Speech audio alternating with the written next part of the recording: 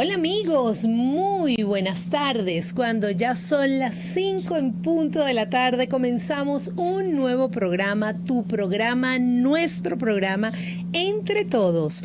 Llegamos a ustedes gracias a la Dirección General de Rafael Casela, en los controles técnicos Brian Pinto, en la producción de este espacio Natasha Guevara y en la locución quien habla para ustedes Laura Lombardini. Yo soy JohnBar32 en todas las redes sociales, certificado de locución 54050. Igualmente, este espacio llega a ustedes gracias al Herbario Toscano, un lugar mágico de aromas y esencias. Estamos en el Centro San Ignacio y Paseo Las Mercedes, @ToscanoCCS.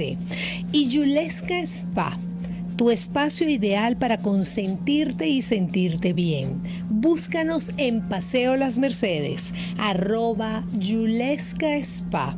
Y bueno, dicho esto, hoy yo estoy muy emocionada, muy contenta y muy agradecida por el invitado que tenemos hoy entre todos, pues se viste de gala porque tiene un invitado pues de una envergadura que creo que primera vez entre todos tiene a un invitado pues del tamaño que tiene Luis Vicente León. Pues como todos saben, él es economista, él es el presidente de Data Analysis, profesor de IESA, con un currículum y con una experiencia que bueno, hoy vamos a estar hablando un poquito de su vida, de su historia, y también vamos a tocar un tema que seguro todo el mundo quiere escuchar de sus palabras: qué hacer con esta crisis, cómo la vamos a surfear, qué podemos hacer ante toda esta situación que estamos viviendo sin darle un tinte político, porque ahí es donde empieza el problema de que ay, que sí, que allá, que vino, que no vino.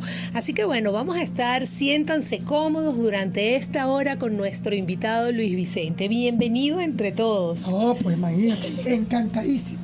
Ay, qué bello. Un gran placer para mí. Bueno, además que fíjense, yo les quiero contar, porque a mí siempre me encanta las experiencias. Él y yo tenemos una pasión en común, que son los amados Pug. Somos amantes de los perros Pug, y su hermana pues también es amante del perro Pug, y ahí hay algo que nos une, un cariño a los animales. ¿Desde siempre a ti te gustó esa raza? Bueno, no, la verdad es que nosotros hemos tenido siempre perros, y yo soy un amante de los perros. Además clásico, de eso que le gustan los perros y no le gustan tanto los gatos. ¡Ay, qué cómico! Me encantan los animales en términos generales, pero bueno, no soy de gatos, pues no se me dan. Está igualito, como dicen en mi pueblo. Está igualito que mi marido es igualito. Pero con él fue muy cómico, hasta que si el gato no se le dio, hasta que se le acercó un gato que lo apasionó. Bueno, así que te tocará tu gato. Te voy a decir que más o menos es la historia de mi Pug, para que tú veas. ¿En serio? Nosotros hemos tenido perros toda la vida en mi casa desde chiquito, además unos perros divinos a lo largo de toda la historia, pero la verdad es que después de que me casé, mi esposa no era de animales, y yo nunca tuve perros hasta que más o menos, no sé, como un mes antes de que mi esposa saliera embarazada, decidimos que yo presioné, no sé qué, y compramos un perro, y era un Shar-Pei chino, que además se lo regalé así, una perra divina, preciosa, es un espectáculo de perra. Y resulta que la pobre perra duró más o menos un mes en mi casa, porque resulta que los Shar-Pei, como son todos arrugaditos, huelen. O sea, sí, su piel, su olor particular. Claro. ¿No?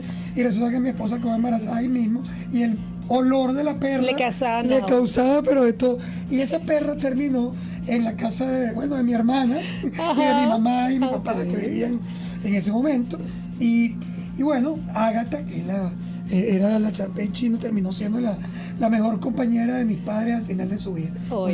Una nota de perra espectacular, pero no volvimos a tener perros. O sea, desde que mi esposa salió embarazada, llegaron los chamos, se acabaron los perros con el cuento del... Y bueno, hace como 4 años, el padrino de los morochos empezó a aceptar la presión de ellos por un perro. Y entonces empezó el cuento de que bueno, que sí, que sí no, y para que vea que yo, que era el perruno de mi casa, dije, no, No, qué va, qué va. yo no quiero perro ahorita. Ya, mira, mucho trabajo, tenemos que estar viajando. ¿Qué hacemos con el perro cuando hay que salir? No, yo no me voy a enredar más mi vida, no quiero perro. Así que Hasta que llegó. Justo el que se supone que tenía. Y bueno, al final la presión ganó y vino Félix, que era un POC. Y bueno, yo que estaba absolutamente en contra, terminé, resulta que el más postor por Félix, y Félix además, o sea, ni voltea, todo el mundo lo adora, y él ni voltea a ver a nadie si yo llego, y brinca, no sé qué, me compró. Y ahí estoy pegado. Pegado con tu POC. Con mi Félix. No, es que esos animales son de verdad que lo que les falta es hablar, porque con las expresiones y todo nos cautivan. Pero cuéntanos un poquito de el... Ay, mira, ahí tenemos en pantalla, lo que pasa es que los que están aquí no lo pueden ver, pero estamos viendo aquí en pantalla una foto justamente de Félix, así que de nuestro querido POC, que se parece muchísimo a Minashi. Yo tengo la hembra, así que bueno, no podemos tener cachorros porque ya ella está operada, así que los cachorros para Nashi serán para otra vida. Pero vamos a hablar un poquito de Luis Vicente, economista. ¿Por qué decides estudiar economía y darle ese giro que le diste a tu vida a través de la carrera? Pues meterte en ese mundo, pues, de las encuestas, de la parte política, la parte productiva. Cuéntanos un poco, porque eso tiene que ser bien fascinante escucharlo del propio protagonista. Sí, bueno, en realidad, para que veas que no era un giro en mi pasión personal, porque yo estuve involucrado en el tema político pues, prácticamente toda la desde que vida. me acuerdo. O sea, de enano. No estoy hablando chiquito, enano.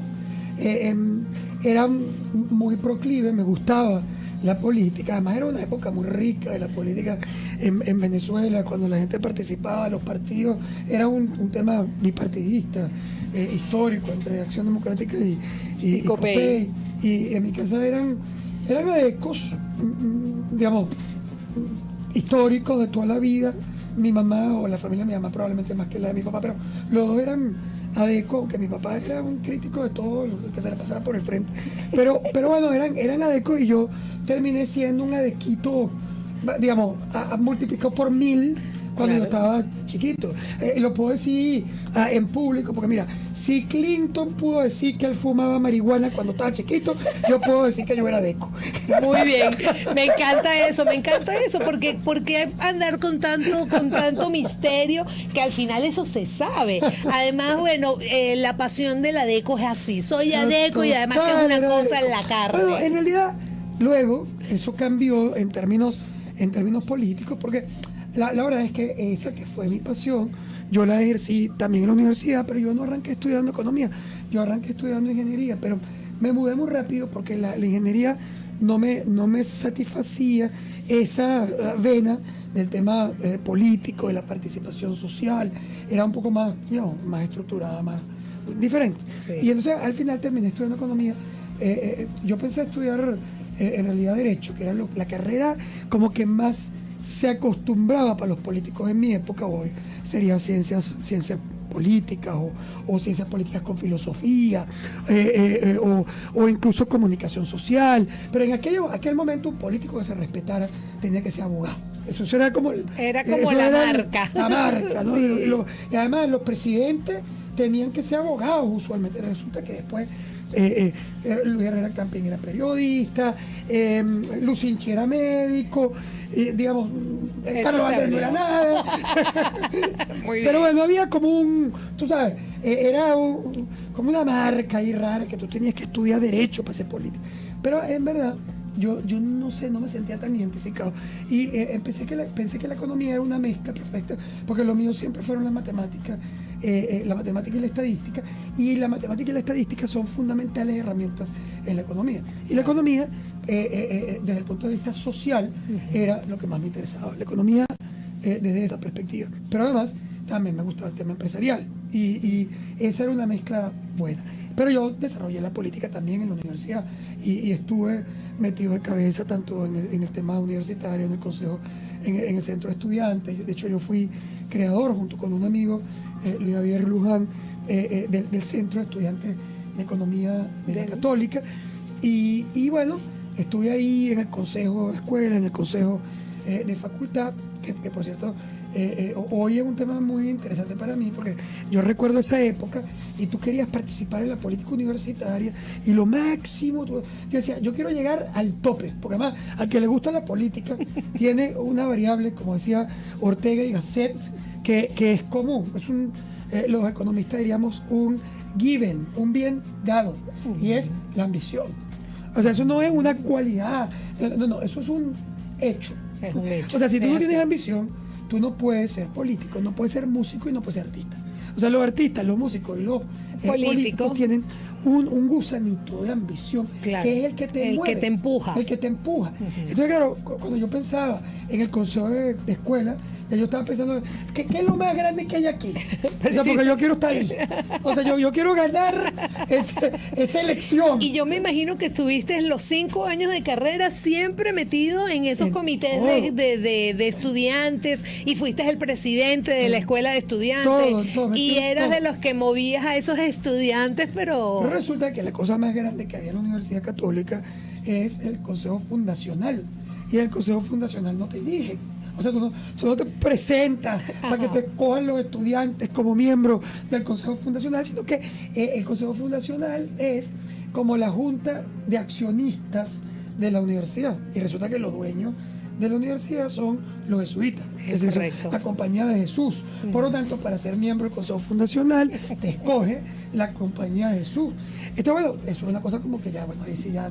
Pero yo veía además, entonces, yo me justificaba. Diciendo, yo me no voy a estar ahí, yo no voy a estar ahí. Entonces yo decía, menos mal, porque son una cuerda de viejo.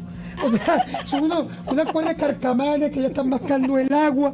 Y yo quiero cosas, tú sabes, aquí. Y hoy en día tú hoy soy miembro del Consejo Fundacional. Y cuando me nombraron como representante del Consejo Fundacional, dije, me llegó.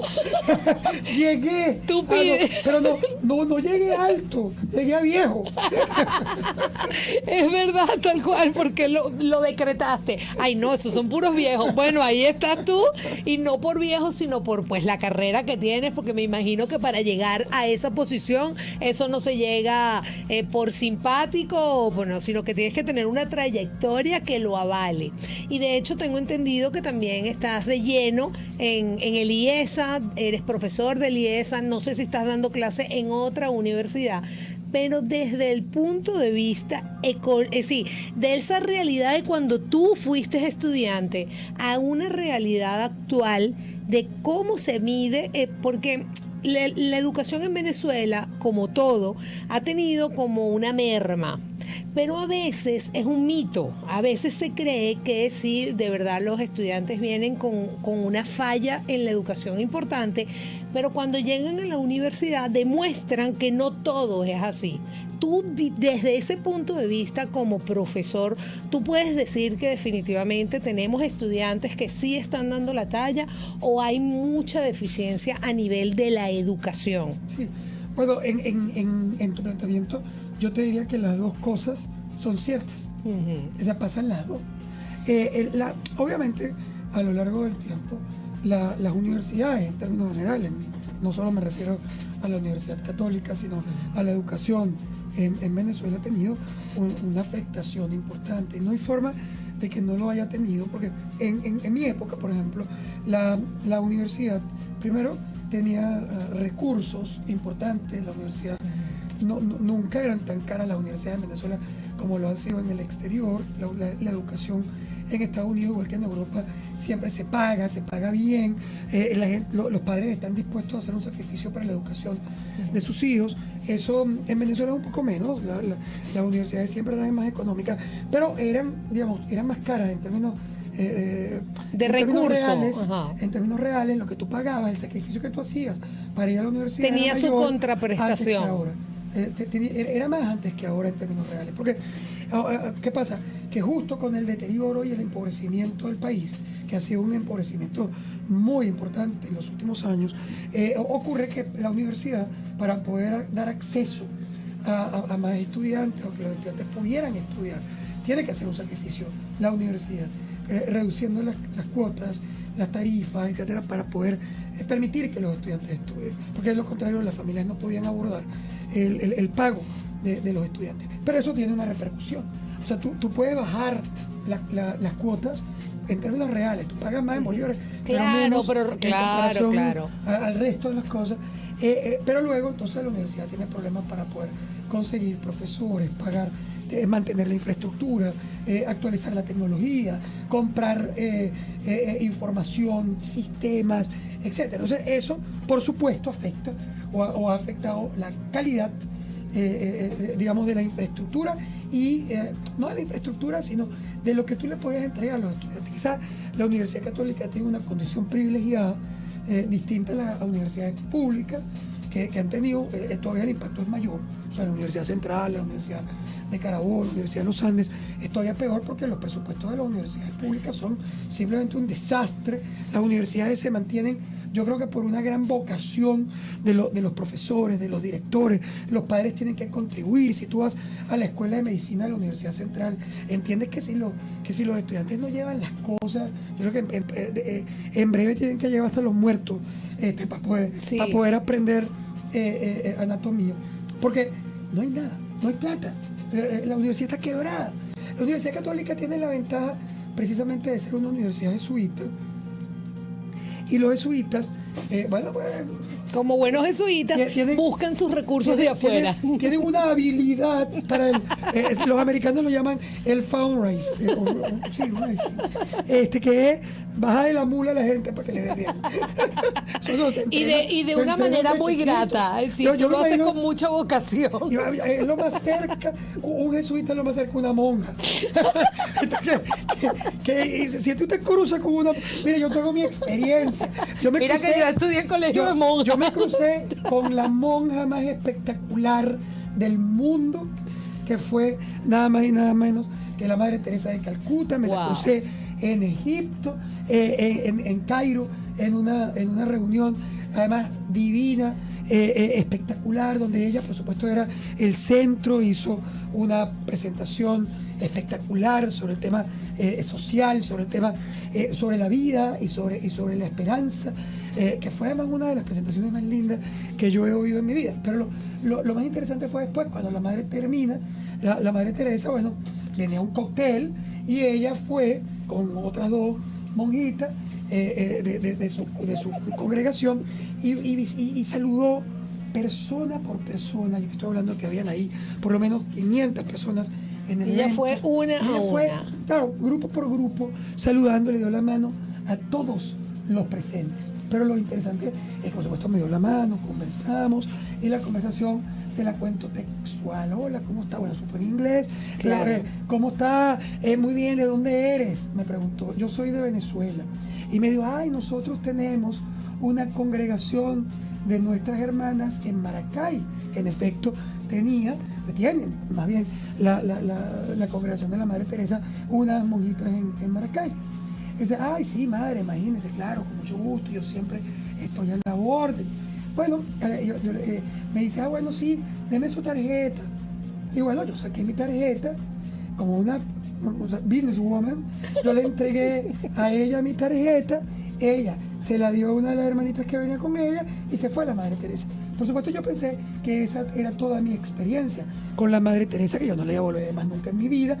Ya estaba muy viejita, y resulta que cuando yo llegué a Caracas desde Egipto, yo tenía, en esa época eran los fax, no eran los emails, sino los fax. Y cuando yo llegué a mi oficina, yo tenía un fax firmado por la Madre Teresa de Calcuta, bajándome la mula.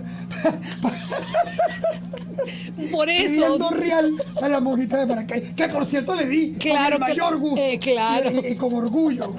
Bueno, eso es mi universidad. También bajé la mula que se le pase por el frente. Y bueno, con eso han logrado mantener de alguna manera algunas cosas. Pero la educación, en efecto, ha tenido sin duda. Se ha sentido. Lo que no significa que no tengan unos estudiantes que son espectaculares, porque se comprometen. Viven una situación país que los reta, que los obliga a surfear peligros y crisis, que los obliga a sobrevivir, que tienen que hacer esfuerzos gigantes para estudiar. Y eso los hace, a pesar de la debilidad, probablemente en el acceso a la tecnología, etcétera, por otro lado, los hace muchísimo más ávidos de conocimiento, muchísimo más, hábiles incluso para comunicarse y para buscar. y que crean una sensibilidad distinta. Totalmente. Pero ya aquí nos están haciendo las primeras señas porque la conversa está muy chévere, pero tenemos que hacer nuestra primera pausa publicitaria y ya regresamos de inmediato.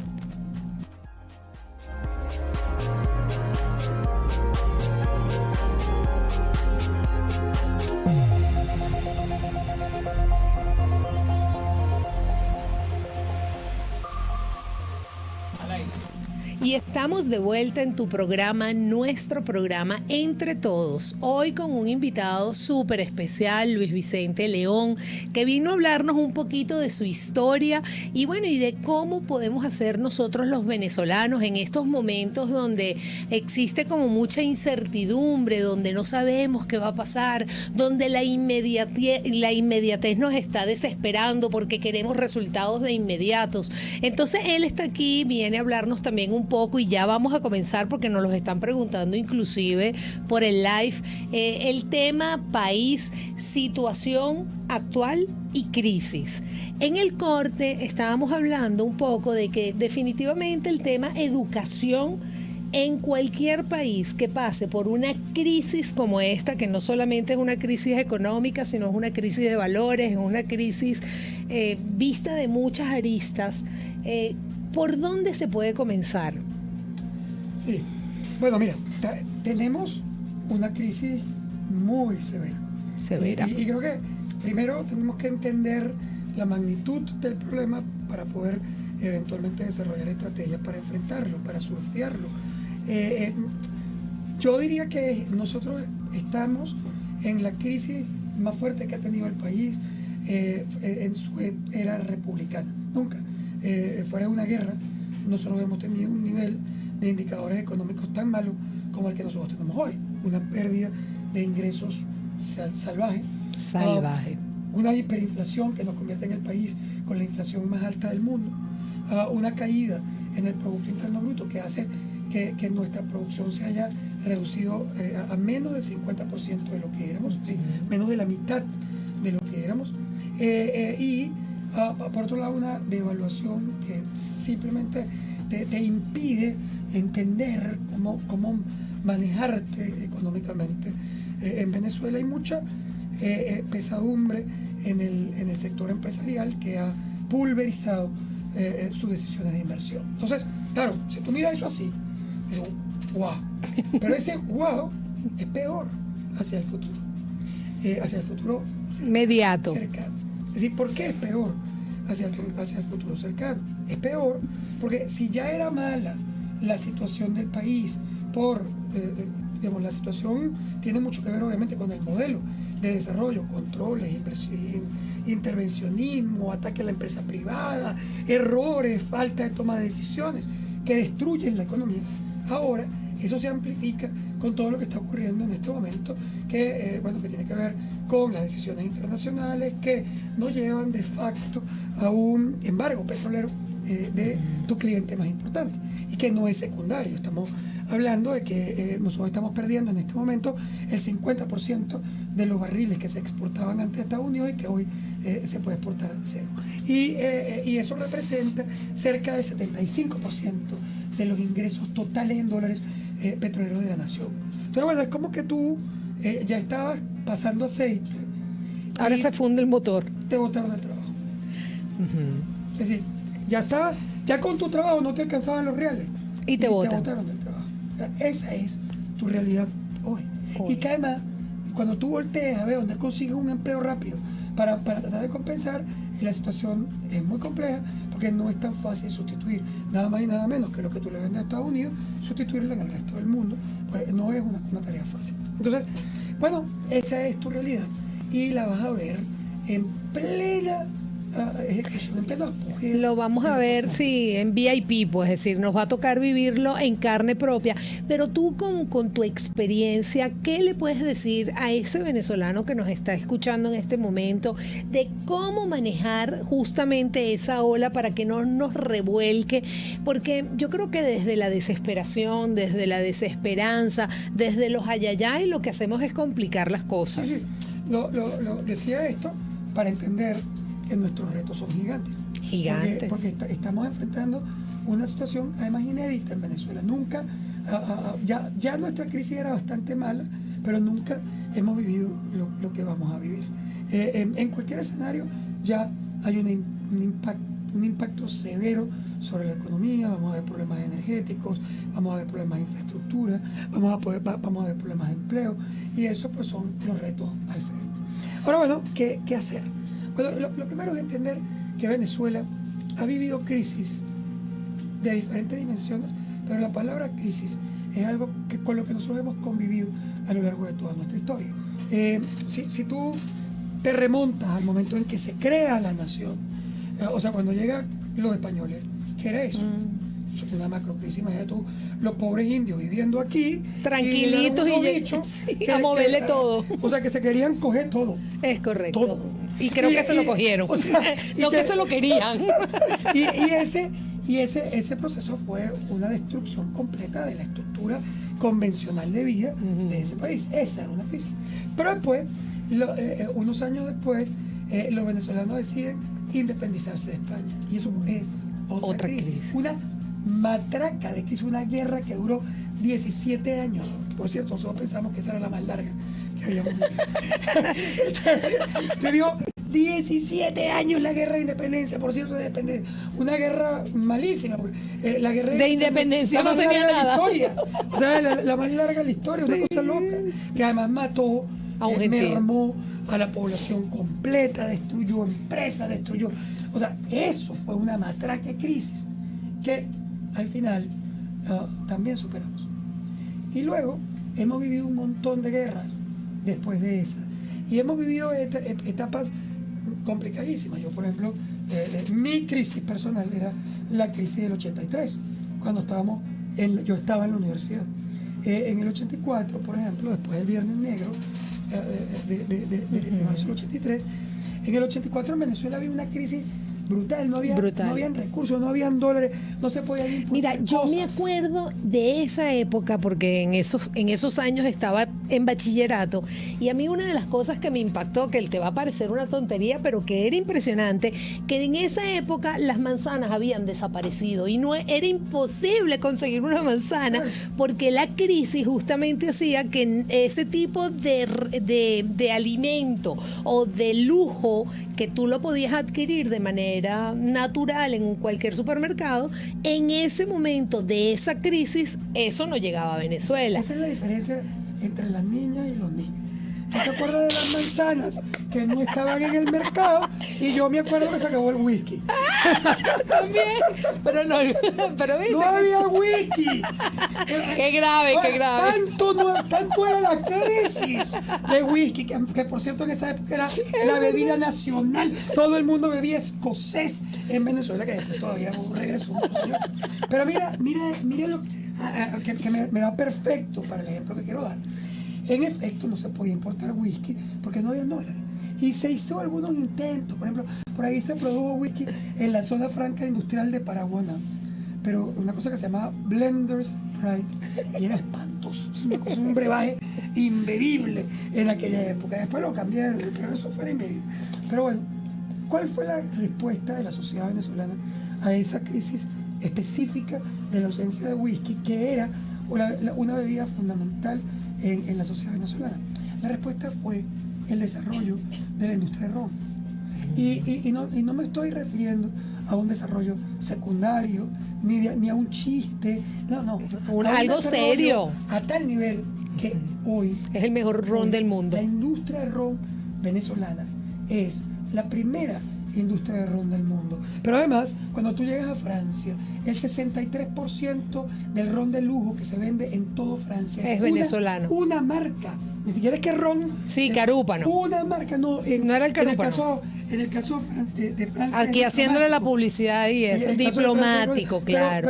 Pero el gran ron, por ejemplo, en el mercado internacional es Santa Teresa. Y 1796. Pero además vas a ver un montón de rones en expansión, desde Carúpano hasta, bueno, es que prácticamente Barrica, etcétera, que inundan los mercados. Tú no puedes entrar a un bar en Tokio y no ver 3 o 4 marcas distintas de ron venezolano. Tú no puedes ir a Madrid y no ver la oferta de esos rones. Lo que tú estás diciendo a mí me emociona, y me emociona literalmente, se me paran los pelos, porque justamente ante esa adversidad se dio ese reto donde el venezolano no se echó a morir, sino que buscó la alternativa o la oportunidad para hacer algo de excelencia. Que lo estamos viendo y hoy. Que lo estamos viendo hoy. Vez. Eso significa que ante esta adversidad, que obviamente es otra magnitud y es otro tamaño y es otra dimensión, también tenemos la oportunidad de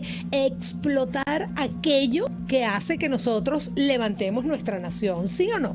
Totalmente. Y de hecho, fíjate que esta crisis, no me refiero a la que se va a amplificar ahora por los problemas políticos internacionales y nacionales, pero la crisis que hemos tenido, que ya ha sido bastante fuerte, sin embargo, por ejemplo, ha generado también algunas oportunidades muy interesantes. Por ejemplo, hemos visto el crecimiento impresionante de la industria de cacao y de chocolates, que revivió luego de tantos años.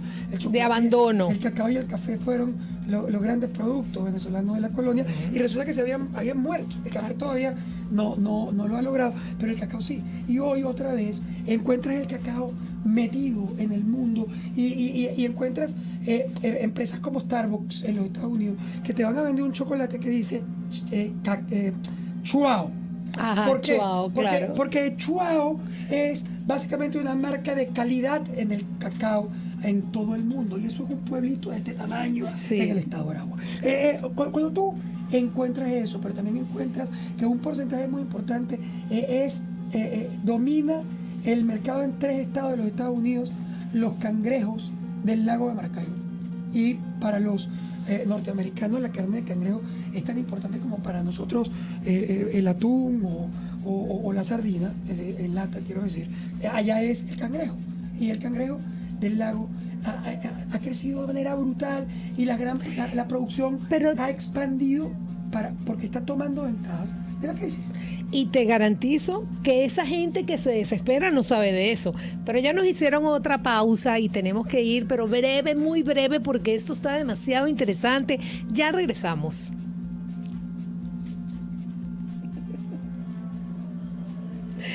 Si estás buscando un lugar donde con tan solo entrar sientes paz, el Herbario Toscano lo tiene.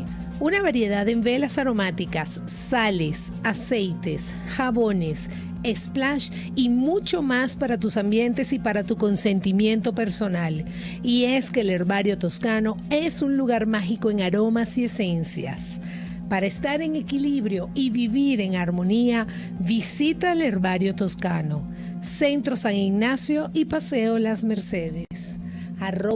@ToscanoCCS. Nunca es tarde para consentirnos y relajarnos de la forma más saludable, manteniendo nuestras energías alineadas en positivo. Yuleska Spa ofrece servicios de estética corporal, estética facial, antienvejecimiento y spa. Para cada tipo de piel, los tratamientos indicados están aquí. Paso a paso notarás el cambio en poco tiempo y de manera efectiva. Disfruta además de masajes con piedras energéticas y tratamientos relajantes para tu salud emocional. Visítanos en el Centro Comercial Paseo Las Mercedes, @Yuleska Spa.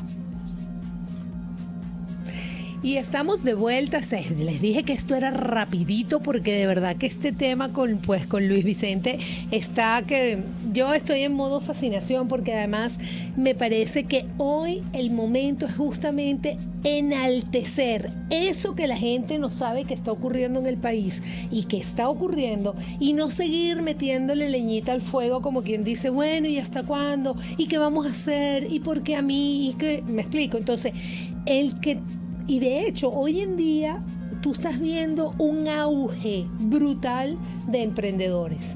Entonces está el que hace la libretica, está el que hace la carterita. Antes tú te comprabas la cartera, no sé, de la marca Churun Chun Chun.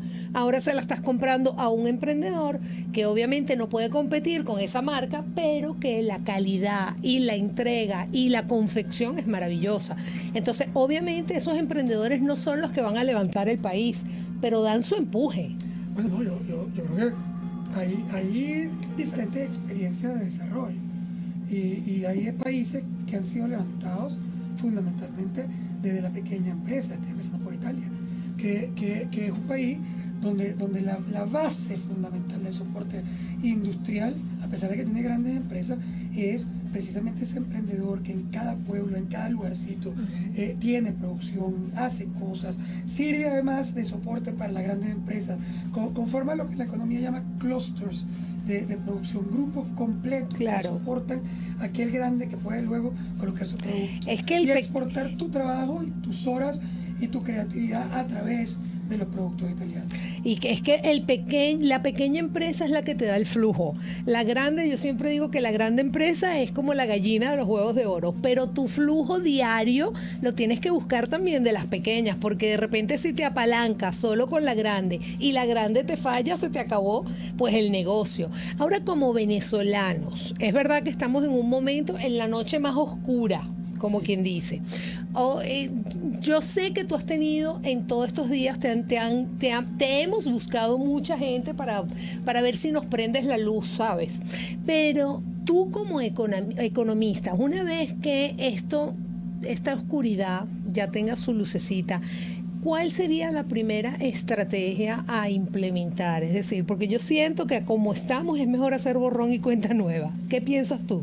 Yo creo que mira, la palabra mágica en economía es confianza. Confianza. Tú tienes que rescatar la confianza. En la economía, igual que en la política, igual que en la sociedad, igual que en todo. El éxito de un líder empresarial es que sus clientes confíen en el producto que él va a mandar y que sus trabajadores y empleados confíen en que él está dando los lineamientos correctos para que la empresa eventualmente pueda crecer y ser exitosa. Y los accionistas confíen en que ese actor es capaz de generar crecimiento, rendimiento, riqueza y bienestar. Eso es confianza. En la economía, bueno, en la política no es distinto. Sí, claro. La gente solo puede provocar los cambios cuando confía en el líder que lo conduce y confía en que sí se puede producir el cambio. Si tú no tienes esperanza, las probabilidades de producir cambios son nulas. Por lo tanto, tú tienes que rescatar, tener el liderazgo que te genera, que te cuenta la historia y te guía, y tener la esperanza en que sí se puede, porque eso te motiva a luchar y a sacrificarte por él. Bueno, en economía es lo mismo. La confianza es la base de todo. La confianza es el motor para la inversión. Un inversionista está dispuesto a asumir riesgos, porque en la economía todos son riesgos. Está dispuesto a asumir riesgos porque confía que los puede. Es que riesgo es libertad, la palabra lo dice. La esperanza es importante porque te permite visualizar, te permite postergar gratificaciones, a tomar sacrificios hoy porque tienes la esperanza de que en el futuro la vas a recuperar con creces. Entonces tú tienes que tener esperanza y tienes que tener credibilidad, confianza en que sí se sabe lo que se está haciendo. Entonces tú tienes que rescatar la confianza, porque la confianza es incluso el sostén del valor de tu moneda. ¿Cuánto vale una moneda? Solo la confianza. La gente confíe en ella. Si la gente no confía en las autoridades monetarias que están detrás de la moneda pierde su valor y se devalúa, porque la gente prefiere comprar una moneda extranjera que tener una moneda local. Entonces tú tienes que rescatar todo, porque de lo contrario no hay forma de rescatar. Tienes que rescatar confianza. Para rescatar confianza es indispensable tener un modelo coherente económico. Y ahí es la pregunta clave. Para tener un modelo coherente económico ante esta situación, ¿eso es posible? Bueno. Una buena pregunta. Una de las variables importantes es que tienes que resolver la crisis política Claro. internacional que tienes hoy. Y para ti, según tu experiencia, esta crisis política pudiera tener esa fase final como algunos pueden estar sintiendo o pueden estar creyendo que sí ya es como la recta final, es decir, ya voy a llegar a la meta. Tenemos que construir escenarios, no lo podemos proyectar de manera lineal. Una cosa es, uno tiene una tendencia natural a visualizar el futuro en función de lo que uno quiere o de lo que uno teme. Y el futuro no es ni lo que tú quieras ni lo que tú temes, es lo que tú construyes. Qué interesante. Tú construyes tu futuro. Tú, bueno, como sociedad. Claro, como país, claro. Pero ese futuro es lo que tú hagas. Es decir, si puede haber un cambio en Venezuela, claro, si tú produces el cambio. Y lo que no puede es sentarte a esperar, rascándote la barriga, que otro produzca el cambio por ti. Porque a lo mejor lo produce, pero no es el que tú quieres. No, pero qué interesante esto, porque de un tiempo para acá nosotros los venezolanos hemos adquirido esa costumbre de esperar al Redentor. Es que yo necesito que aparezca ese Redentor que va a venir a salvarme.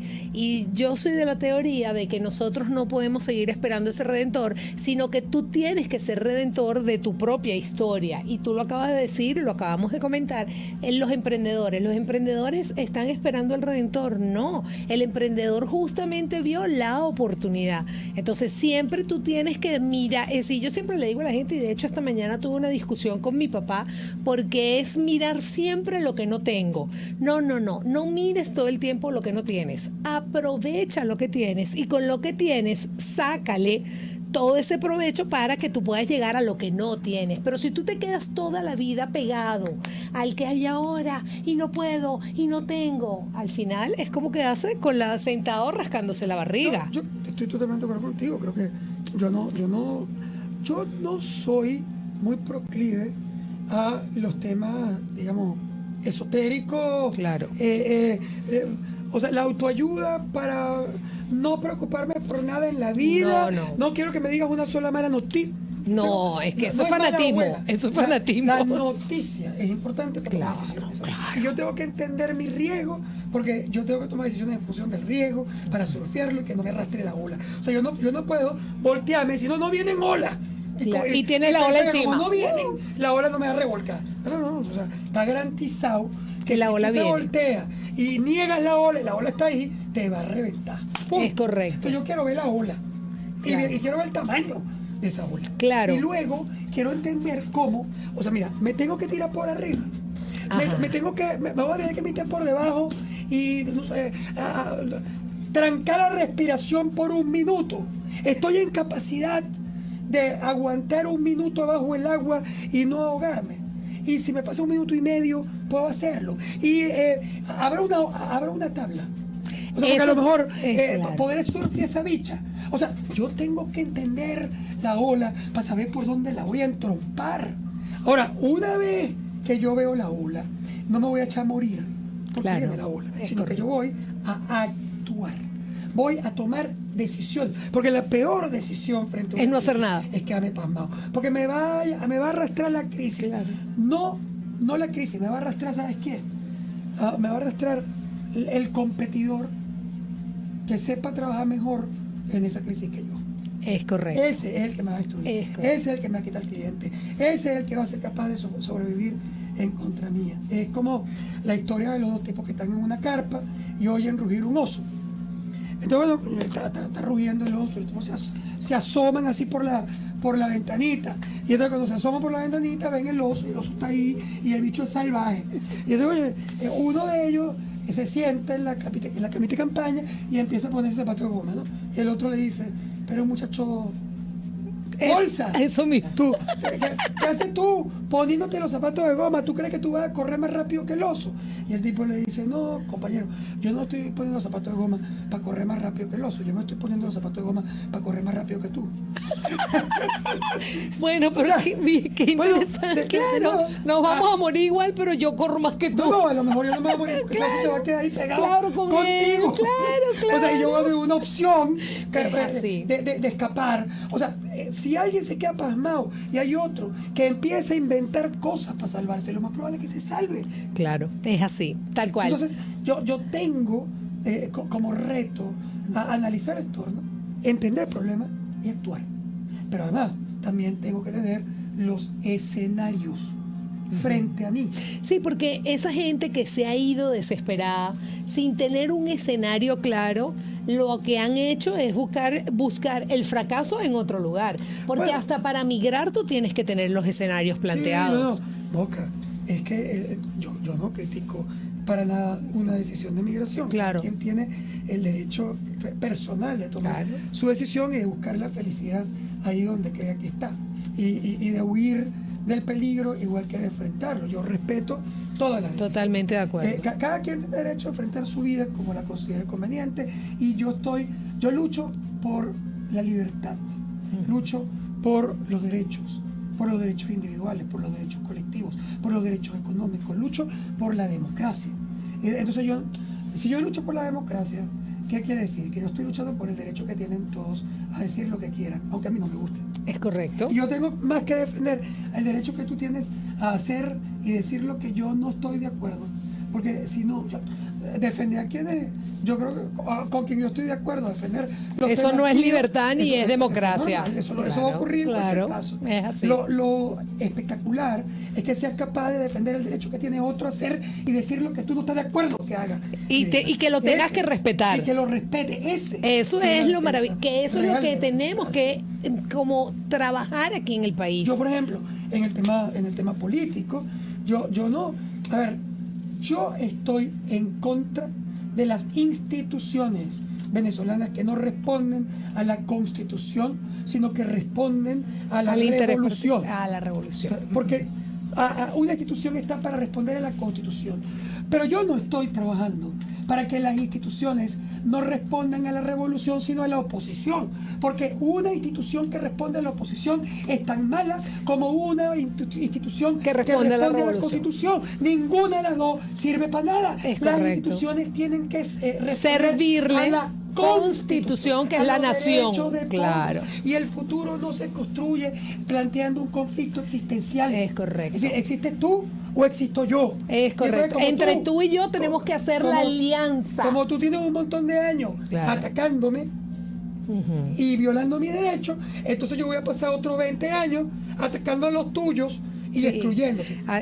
Con eso no solucionamos. Pasé de un lado para otro y tengo la misma porquería. Es la misma, como la misma tortilla volteada. Es decir, la tengo ahorita así y luego la volteo. No, y la de lucha, eso no se trata. La lucha es distinta. La lucha es la construcción de un país democrático real, donde todo el mundo tiene que tener los derechos de participación, donde tienen que poder ser elegidos por el pueblo cuando el pueblo lo considere conveniente. Y si el pueblo considera conveniente, en breve, elegir un presidente distinto, diferente, cambiar esa revolución o el chavismo. Eso tiene que ocurrir.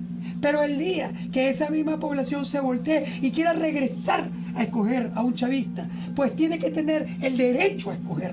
A mí me encanta tu ímpetu, porque de hecho de eso se trata, porque todos somos venezolanos y tú no puedes ser mejor que yo porque tú seas blanco y yo sea verde, por ejemplo, o tú eras azul y yo rojo. Eso nos traspasa al mismo tema empresarial. Es correcto. Nos traspasa al tema de que yo en la crisis, mira, yo leí una historia que a mí me encanta, era un señor, un emprendedor que tenía un carrito de perros calientes. Y el carrito de perros calientes era, o sea, él fue trabajando durísimo, hacía los mejores perros calientes de su esquina, hacía salsas con la esposa, traía queso, le puso papitas fritas, y trajo picantes que él hacía y ahora es el pueblo. bueno. Y aquel carrito se fue haciendo más y más y más y más poderoso, grande, exitoso. El tipo hizo dinero con su carrito de perro caliente y manda a su hijo a estudiar en la universidad. Lo manda, estudia economía o administración, hace una maestría en business y en eso regresa el hijo, después de muchos años, a su pueblo o a su ciudad y empieza a darle consejos al papá, que era un tipo entrenado. Dice, papá, estamos en una crisis, tú no te puedes gastar tanta plata en esa salsa, bájale un poquito la calidad de la salsa, porque resulta que con eso no puede ganar dinero. Y el papá entonces empieza, bueno, mira, mi hijo está entrenado, déjame bajarle un poquito, le quita. Y después dice, papá, mira, pero tú no te puedes poner a ponerle tanta papita, tú tienes que bajarle el número de papitas porque no te dan los costos para poder. Y papá, tú, mira, cuidado, papá, tú no puedes usar ese pan. Acabó con el negocio. Compra un pan más barato porque te... Acabó con el negocio. Claro, porque... Y entonces dice, ¿por qué va a quebrar? Porque viene la crisis. Y el papá, lo peor es que después que quebró, dijo, oye, mi hijo tenía razón, la situación era muy difícil, el negocio quebró. No, y qué increíble, porque ahí prevalece, sí, ahí se ve claramente que la experiencia puede tener mayor peso que el conocimiento, porque en este caso este hijo quiso aplicar algo sobre un negocio que era próspero, manejado de esa manera. No sé si me explico. Totalmente. Entonces quiso hacer los movimientos y después fue y le dio la razón. Pero eso nos pasa, y creo que eso pasa en cualquier parte del países subdesarrollados, sobre todo. Yo soy un fanático de la educación. Yo también. De hecho, he escrito muchas veces sobre el tema. Tengo más de 30 años dando clases en la universidad y siento que la mejor inversión que se puede hacer, sobre todo en épocas de crisis, es la inversión en educación, porque te permite cambiar, abrir tu mente, etc. Pero también quiero, y con esto, digamos, colocar un tema que es polémico sobre la mesa. Es decir, la educación te ayuda a la gente que es capaz, que tiene ganas de trabajar, que es creativa y que quiere entrompar la vida. Y entonces la educación es perfecta. Pero si tú educas a un imbécil, lo único que va a tener es un imbécil educado. Qué mejor manera de concluir, porque se nos está acabando ya el tiempo. Pero wow, es así, un imbécil educado, y un imbécil educado es muy peligroso. Eso es como un mono con hojilla, que dicen ahí, más peligroso que mono con hojilla. Sí, definitivamente yo creo en esa educación donde está el compromiso, donde está la entrega, donde está el sacrificio. Y de hecho, y ya para cerrar, porque sé que se nos está acabando el tiempo, aunque lamentablemente se nos está acabando, tú lo ves también en los colegios. Yo tengo un chamo, igual que tú, si tú tienes más chamos, yo tengo uno, adolescente, y tú ves papás que en cuarto año de bachillerato, donde los tratan que hay que hablar con el profesor de física porque es que pobrecito mi bebé, él estudia mucho y no sale bien. Y yo soy de la teoría que siempre he dicho, cuando uno pasa, solo con que uno pase, todos pueden pasar. Es decir, tú te tienes que comprometer más, tú te tienes que ser responsable, porque ya tú eres un tarajayo. Es decir, si tú me dices que es un niño de 5 años, pero ya un muchacho a punto de graduarse, se tiene que ser responsable, no le puede estar echando la culpa al profesor. Y es un tema país, definitivamente, donde, y ya para despedir, porque se nos acabó el tiempo, es importante que las crisis no solamente suceden en Venezuela, suceden a nivel mundial, y lo importante para salir de esas crisis es el compromiso, es el foco, es la entrega, es saber concretamente qué es lo que queremos hacer con nuestras vidas. Así que bueno, no puedo decir más, sino que infinitamente gracias. Entre todos siempre va a tener las puertas abiertas para que vuelvas cada vez que quieras, porque me encantó de verdad estar aquí contigo. Y bueno, nada, ya llegamos al final del programa. Todo de verdad que entre todos hoy estuvo... Bueno, yo estoy muy feliz y agradecida porque estuvimos hablando de lo concreto, es decir, no que hay, bueno, vamos a ver si se fue esto y se vino el otro, no, es buscar realmente de dónde puedo sacar yo provecho para aprovechar, valga la redundancia, esta crisis. Pero bueno, sin más, me tengo que despedir. Llegamos a ustedes gracias a la dirección general de Rafael Casela. En los controles estuvo Brian Pinto, con la producción de este espacio Natasha Guevara, en la locución Laura Lombardini. Yo soy JohnBar32 en todas mis redes sociales, certificado de locución 54050. Igualmente llegamos a ustedes gracias al Herbario Toscano, un lugar mágico de aromas y esencias. Estamos en el Centro San Ignacio y Paseo Las Mercedes. Igualmente llegó Yulesca Spa, tu espacio ideal para consentirte y sentirte bien. bien. Búscanos en Paseo Las Mercedes, @Yulesca Spa. Y bueno, nos vemos el próximo jueves. Chao.